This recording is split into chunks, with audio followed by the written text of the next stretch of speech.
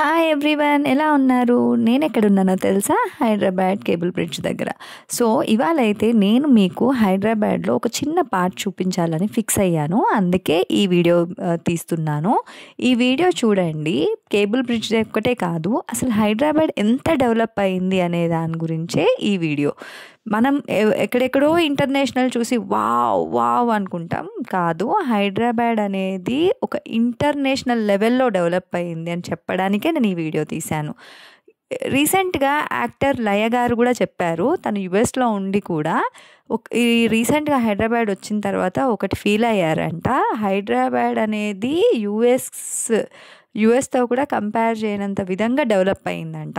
So US కన్నా బెటర్గా develop అయిందని అర్థం. సో ఇప్పుడు నేను మీకు చూపించబోయే ఈ వ్యూ అంతా అందుకే. అసలు మాల్స్ కానివ్వండి, బిల్డింగ్స్ కానివ్వండి, ఐటీ హబ్ దగ్గర నుంచి మొదలెడితే వావ్ సూపర్ అని అనాల్సిందే. మీరు చూడండి, ఒక్కొక్క హబ్ ఎంత బాగుందో. ప్రతిదీ ఒక రష్యా, లైక్ జపాన్, ఏ కంట్రీతో పోల్చుకున్నా ప్రతి ఒక్క హబ్ ఇక్కడ అనేది సెంట్రలైజ్డ్ అయింది. మీరు చూడండి, నేను ప్రతి ఒక్కొక్క హబ్ అనేది లైక్ క్లియర్గా తీసాను ఈ వీడియో.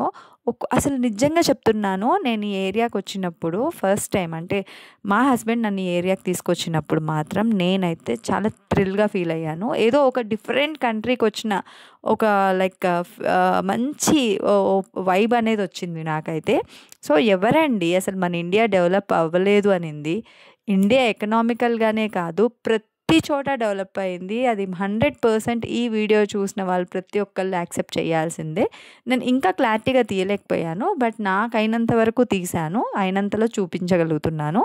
సో హైదరాబాద్ ఇప్పటివరకు ఎవరైతే చూడలేదో ఈ వీడియో బెటర్గా మీకు కొంచెం హెల్ప్ అవుతుందని అనుకుంటున్నాను. సో ప్రతి ఒక్క బిల్డింగ్ కానివ్వండి, ప్రతి ఒక్క ఐటీ బిల్డింగ్ ఎంత అట్రాక్ట్ చేస్తుందో, అసలు నైట్ అవుతున్న కొద్దీ ఈ బిల్డింగ్స్ లైటింగ్స్ కానివ్వండి, అసలు ఒక స్పెషల్ అట్రాక్షన్ అండి హైదరాబాద్కి.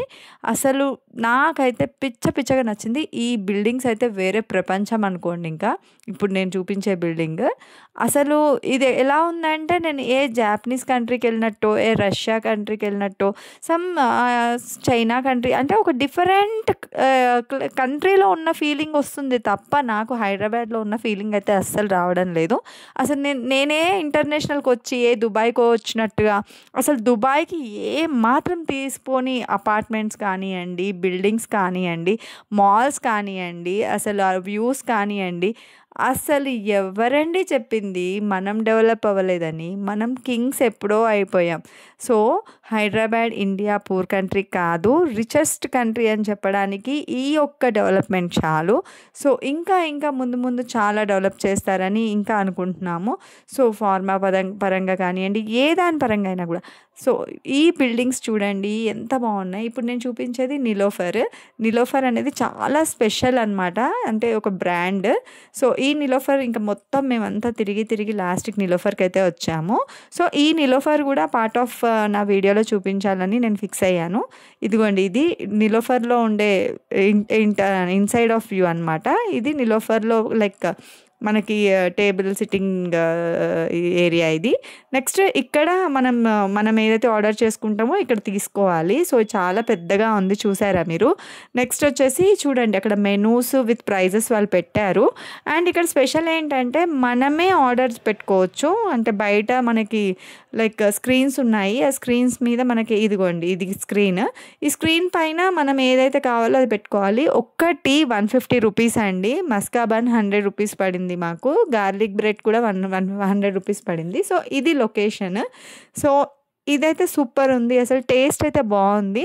బట్ టీ మాత్రం చాలా కొంచెం ఎక్స్పెన్సివ్ అనిపించింది నాకు.